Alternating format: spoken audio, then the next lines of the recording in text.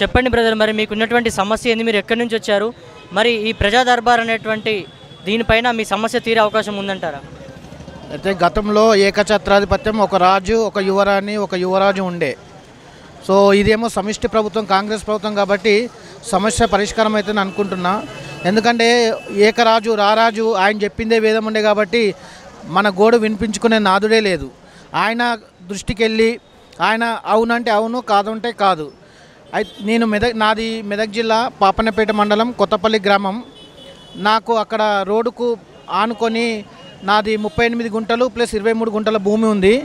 నేను అక్కడ నేను రైల్వేలో సికింద్రాబాద్లో పనిచేస్తాను. నేను అక్కడ చూసి పల్లె ప్రకృతి వనానికి సంబంధించి భూమి లేకపోతే, ప్రభుత్వ భూమి ఎక్కడ లేకపోతే నా ప్రైవేట్ భూమిని ఆక్రమించి అక్కడ పల్లె ప్రకృతి వనాన్ని ఏర్పాటు చేశారు. ఏర్పాటు చేయడానికి తుది దశలోనే, అంటే పూర్తి కాకముందే తుది దశలోనే నేను గుర్తించి సంబంధిత మండల అధికారికి అట్లాగే జిల్లా అధికారికి ఇవ్వడం జరిగింది. అక్కడ స్పందన లేకపోవడంతో పంచాయతీరాజ్ కమిషనర్ గారికి ఇవ్వడం జరిగింది. అక్కడ కూడా స్పందన లేకపోవడంతో నేను ఇంకా ఏం చేయలేక ఇది మన జీవితం, ఇది పాలన ఉన్న రోజులు ఇంతేనేమో అని చెప్పేసి ఊరుకున్నాను. ఆ తర్వాత ఊళ్ళోకి మా అమ్మగారు చనిపోతే ఊళ్ళోకి వెళ్ళాల్సి వచ్చింది. వెళ్ళినప్పుడు నా మీద దాడి చేసి నన్ను చంపే ప్రయత్నం చేశారు. నేను అక్కడి నుంచి తప్పించుకొని, నా కార్లో ఉంది కాబట్టి హుడాహుటిన తప్పించుకొని నేను పాపన్నపేట పోలీస్ స్టేషన్కి వెళ్ళాను అనమాట.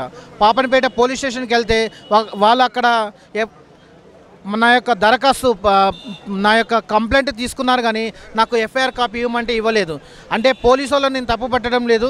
ఎందుకంటే కేవలం ఈ పాలకులు మొత్తం ఈ వ్యవస్థని, పాలనా వ్యవస్థని, శాంతి భద్రత వ్యవస్థని తమ అదుపులో తీసుకొని తమ ఆడింది ఆటగా పాడిందే పాటగా ఎవరు అడిగినా, ఎవరు ఎన్ని ఆర్జీలు పెట్టుకున్నా ఏమాత్రం స్పందన లేకుండా తొక్కిపడేయడం జరిగింది. అయితే ఈ కాంగ్రెస్ ప్రభుత్వం వచ్చిన తర్వాత రేవంత్ రెడ్డి గారు మరి మాకు ఒక పిలుపునిచ్చారు. మీకు ఏమైనా సమస్యలు ఉంటే మీరు దరఖాస్తు చేసుకోండి, చట్ట పరిధిలో ఏదైతే పరిష్కారం అవుతాయో మేము తప్పకుండా చేస్తామన్నారు.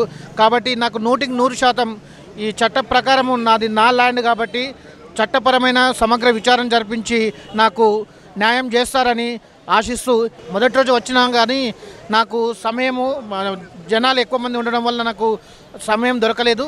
ఈరోజు కొంచెం పర్వాలేదు, ఇచ్చాను. వాళ్ళు సానుకూలంగా స్పందించారు. అవి మరి సంబంధిత జిల్లా అధికారులకు పంపిస్తామని చెప్పారు. దాని ఫలితం కోసం నేను ఎదురు చూస్తున్నాను.